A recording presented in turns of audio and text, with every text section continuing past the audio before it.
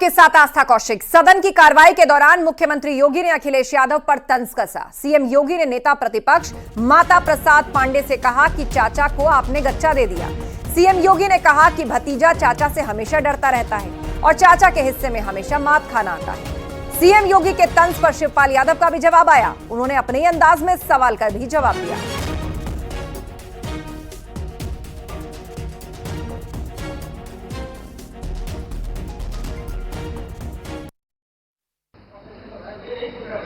आपने नेता प्रतिपक्ष, मैं आपका सम्मान करता हूं और आप दो बार इस माननीय सदन के अध्यक्ष के रूप में अपनी सेवाएं दिए हैं और आपने पहला प्रश्न किया है आज यहां पर। पहले तो आपके चयन के लिए मैं आपको बधाई देता हूं। ठीक है, अलग विषय है कि आपने चचा को गच्चा दे ही दिया। चचा बेचारा हमेशा ही ऐसे ही मार खाता है, उनकी नियति ही ऐसी है, क्योंकि भतीजा हमेशा भयभीत रहता है। देखिए, हमें गच्चा नहीं मिला है। पांडे जी बहुत सीनियर है। ठीक है, बहुत सीनियर है। समाजवादी है और हम लोग देखिए समाजवादी हैं और समाजवादी के साथ साथ आपकी तरफ से भी हमने कुर्सी का कहीं न कहीं इशारा किया था, हमें वहां पर बैठाला गया था। उसके बाद यहाँ पर बैठे और यहाँ के बाद हम यहाँ पर बैठे। इसके बाद यहाँ बैठ गए हैं। मेरी शुभकामनाएं और आगे के लिए। मैं कहना चाहते हैं 3 वर्ष में आपके संपर्क में रहे तो गच्चा तो आपने भी दिया।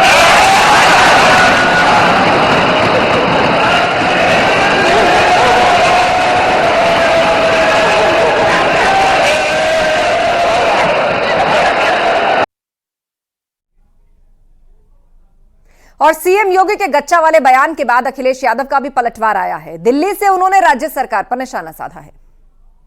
चाचा को धक्का दे दिया आपने? नहीं, मैंने धोखा नहीं दिया, उन्होंने दिल्ली को धोखा दिया है। चाचा को गच्चा दे दिया सर, चाचा को गच्चा दे दिया कह रहे योगी। इन्होंने दिल्ली को गच्चा दिया। जी ने कहा कि सर चाचा को धक्का दे दिया आपने? नहीं, मैंने धोखा नहीं दिया, उन्होंने दिल्ली को धोखा दिया है। चाचा को गच्चा दे दिया सर, चाचा को गच्चा दे दिया कह रहे योगी। इन्होंने दिल्ली को गच्चा दिया। सरकार लगातार कोशिश कर रही है। 2016 की तुलना में दहेज और रेप की घटनाओं में कमी आई है। सरकार के प्रोसिक्यूशन तेज करने की वजह से दोषियों को दिलवाई गई है। प्रोसिक्यूशन को फास्ट करने, समय पे चार्जशीट दाखिल करने का परिणाम है। नहीं तो होता क्या है, जब हम लोग लापरवाही लेता था, लोकल स्तर पर संज्ञान नहीं लिया जाता था, अपराध बढ़ते थे और फिर इनको हल्केपन से लेने का दुष्परिणाम क्या होता था कि हर ऐसा अपराधी स्वच्छंद होकर के अपराध भी करता था और फिर समाज उसके बारे में देखते हुए भी उसके खिलाफ कार्रवाई नहीं कर पाता था। लेकिन आज अपराधी के मन में भय है और उस भय का परिणाम आज हम सबके सामने देखने को मिल रहा है कि उत्तर प्रदेश का जो ई प्रोसिक्यूशन पोर्टल है वह देश के अंदर नंबर 1 पर है और उत्तर प्रदेश इस मामले में ऐसे अपराधियों को सजा दिलाने के लिए, महिला संबंधी अपराधियों को, जो भी ऐसे अपराधी हैं उनको सजा दिलाने में उत्तर प्रदेश देश के अग्रणी राज्यों में है। कि 2016 की तुलना में दहेज जैसी घटना के बारे में देखें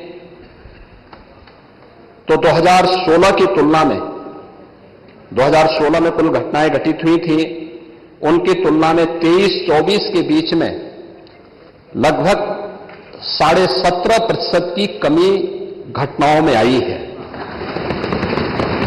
बलात्कार की घटनाओं में 2016 की तुलना में अगर 23-24 में हम उसकी तुलना करें, इसमें 25.30% की कमी दिखाई गई है। रखें कि 17 से लेकर के 24 के बीच में महिला और बालक जो बच्चे हैं, उनमें से प्रदेश सरकार ने अपने प्रोसिक्यूशन विंग को 402 प्रकरण में अभियुक्तों को अब तक सजा दिलाई जा चुकी है। 17 से लेकर 24 के बीच में पास्को अधिनियम के अंतर्गत 9,875 अभियोगों में सजा दिलाई गई है। 2022 से 24 के मध्य में महिलाओं के विरुद्ध पास्को अपराध में न्यायालय के द्वारा 16,718 अभियुक्तों को सजा दी गई है, जिनमें 21 को मृत्युदंड, 1713 को आजीवन कारावास, 4,653 को 10 वर्ष या उससे अधिक के कारावास और 10,331 को 10 वर्ष से कम के कारावास की सजा भी दी गई है। सीएम योगी ने सदन में महिला अपराध की रोकथाम के लिए उठाए गए कदमों की जानकारी देते हुए कहा कि यूपी का देश में सजा दिलाने के मामले में तीसरा स्थान है। महिला संबंधी अपराध से जुड़े हुए मामलों में, बलात्कार के मामलों में, नाबालिगों के साथ जो उनके सेक्सुअल हैरेसमेंट से जुड़े हुए जो मामले थे, वर्षों से पेंडिंग थे, उस पेंडिंग्स को पूरा करने के साथ आज मुझे बताते हुए प्रसन्नता है कि उत्तर प्रदेश देश के उन टॉप 3 राज्यों में है जिन लोगों ने पेंडेंसी को पूरा करते हुए और देश के अंदर जो पेंडेंसी रेट के आधार पर प्रदेश का देश में द्वितीय स्थान, और इन मामलों को, अपराधियों को सजा दिलाने के मामले में, मामलों के पूरी तरह निस्तारण के मामले में देश के अंदर तीसरे स्थान पर उत्तर प्रदेश है। महोदय, ई प्रोसिक्यूशन में उत्तर प्रदेश देश का सबसे बड़ा राज्य है, लेकिन ई प्रोसिक्यूशन प्रणाली को लागू करने वाला राज्य भी है और इसमें देश के अंदर नंबर 1 स्थान पर यूपी का स्थान है। महिला और बाल अपराध संबंधी अभियोगों के निस्तारण में देश में प्रथम स्थान है। यूपी विधानसभा का मानसून सत्र चल रहा है। आज वित्त मंत्री सुरेश खन्ना ने 12,909 करोड़ का अनुपूरक बजट पेश किया। इसमें ऊर्जा क्षेत्र के लिए 2,000 करोड़, संस्कृति विभाग के लिए 74 करोड़, जबकि ओपन जिम के लिए 100 करोड़ एलोकेट किया गया है। बस खरीदने के लिए 1,000 करोड़ भी मिला है।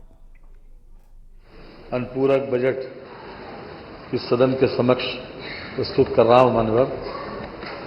उसमें 12,909 करोड़ 93 लाख रुपया है। इसमें राजस्व लेखे का व्यय 4,227.94 करोड़ रुपए तथा पूंजी लेखे का व्यय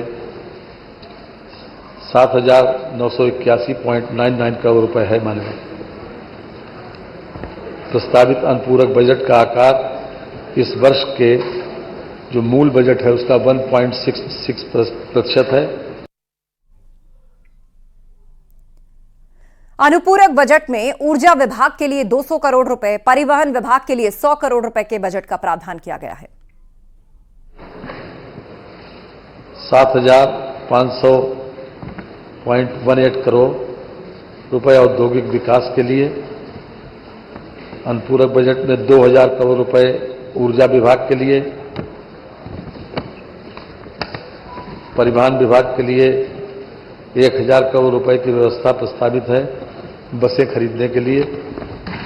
नगर विकास विभाग के अंतर्गत अमृत योजना के अंतर्गत सहायता के लिए 600 करोड़ रुपए। उत्तर प्रदेश कौशल मिशन द्वारा प्रदान किए जा रहे अल्पकालीन कौशल प्रशिक्षण कार्यक्रमों के लिए 200 करोड़ रुपए। ग्रामीण स्टेडियम तथा ओपन जिम के लिए 100 करोड़ रुपए। माध्यमिक शिक्षा विभाग के अंतर्गत 284 राजकीय इंटर कॉलेजों के में लैब की स्थापना के लिए तथा 28.40 करोड़ रुपए 1040 राजकीय माध्यमिक विद्यालयों में ICT लैब की स्थापना के लिए 66.82 करोड़ रुपए की व्यवस्था प्रस्तावित है माननीय।